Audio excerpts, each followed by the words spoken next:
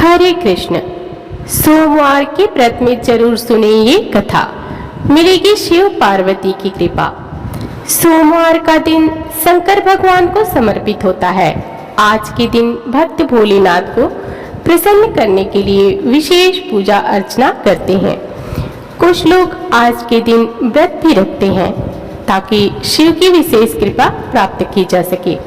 बाबा भोलेनाथ के आशीर्वाद के लिए आप भी सोमवार का व्रत कर रहे हैं तो शिव व्रत कथा को पढ़कर या सुनकर इस उपवास को पूरा करें।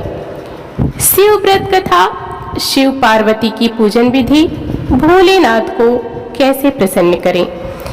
सोमवार का दिन शंकर भगवान को समर्पित होता है।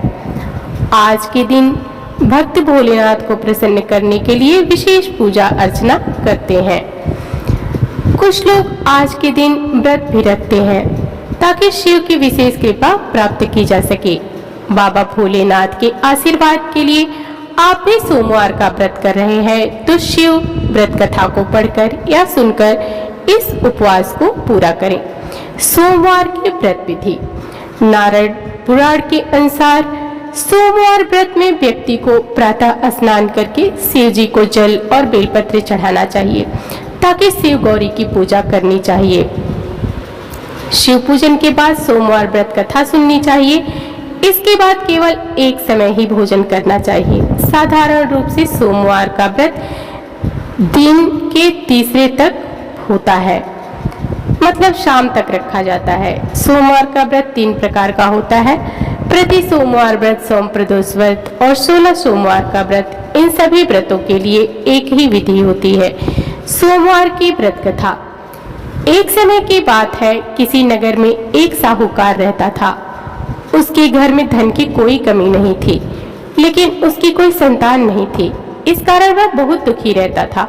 पुत्र प्राप्ति के लिए वह प्रत्येक सोमवार का व्रत रखता था और पूरी श्रद्धा के साथ शिव मंदिर जाकर भगवान शिव और पार्वती जी की पूजा करता था।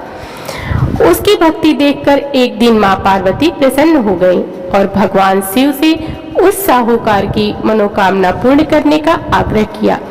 पार्वती जी की इच्छा सुनकर भगवान शिव ने कहा कि हे पार्वती, इस संसार में हर प्राणी को उसके कर्मों का फल मिलता है और उसके भाग्य में जो हो उसे भोगना ही पड़ता है।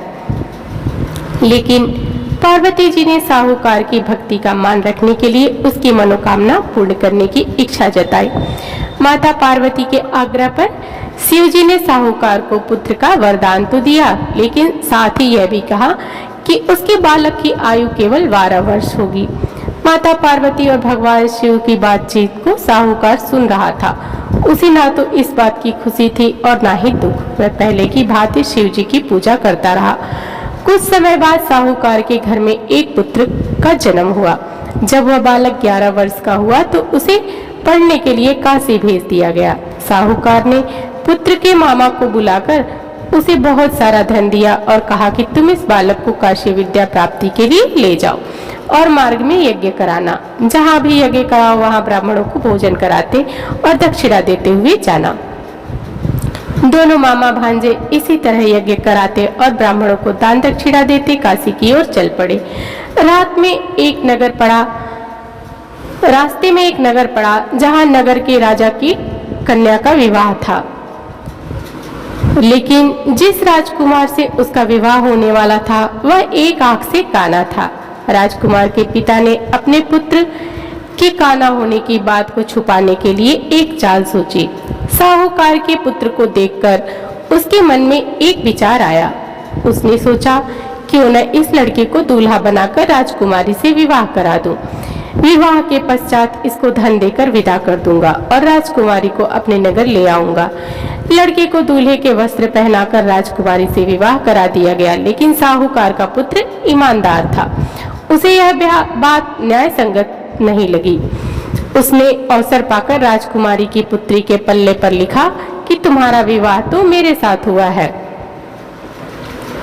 लेकिन जिस राजकुमार के संग तुम्हें भेजा जाएगा वह एक आंख से काना है। मैं तो काशी पढ़ने जा रहा हूँ। जब राजकुमारी ने चुन्नी पर लिखी बातें पढ़ी तो उसे अपने माता पिता को यह बात बताई। राजा ने अपनी पुत्री को विदा नहीं किया, जिससे बारात वापस चली गई। दूसरी ओर साहूकार का लड़का और उसकी मामा काशी पहुंचे और वहां जाकर उन्होंने यज्ञ किया। जिस दिन लड़के की आयु 12 साल की हुई, उस दिन यज्ञ रखा गया।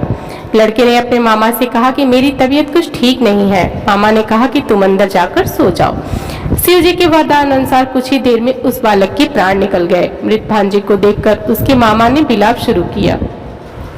संजोगवश उसी समय शिव जी और माता पार्वती उधर से जा रहे थे। पार्वती ने भगवान से कहा, स्वामी, मुझे इसके रोने के स्वर सहन नहीं हो रहा, आप इस व्यक्ति के कष्ट को अवश्य दूर करें।